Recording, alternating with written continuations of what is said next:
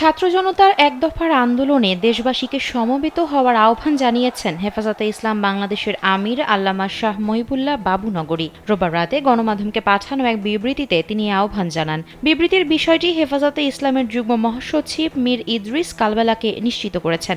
বিবৃতিতে তিনি বলেন, দেশের ছাত্র জনতা সোমবার এক দফার ঢাকা চলো কর্মসূচি দিয়েছে। এর সঙ্গে একাত্মতা পোষণ করে দলমত নির্বিশেষে সবাইকে ঢাকায় আসতে বলেন তিনি। এই লড়াইকে নতুন মুক্তির লড়াই আখ্যা দিয়ে তিনি বলেন, যারা এতদিন মানুষের মৌলিক অধিকার কেড়ে নিয়েছে, রাজনৈতিক ও ধর্মীয় স্বাধীনতা রুদ্ধ করেছে, আজকে তাদের রাজত্বের অবসান ঘটানোর চূড়ান্ত সময় এসেছে। কোয়ালিটি সম্পন্ন আন্তর্জাতিক মানের still bar CSRM, committed for better still. Mohibullah Babunagari বলেন, আল্লাহর ফয়সালার দিকে তাকিয়ে ধৈর্য ধারণ করেছেন তারা। শত জেল, জুলুম, ষড়যন্ত্র ও চাপ মোকাবেলা করে এতদিন তারা সবর করেছেন। আজকে রুখে দাঁড়ানোর সময় এসেছে বলেও মন্তব্য করেন তিনি।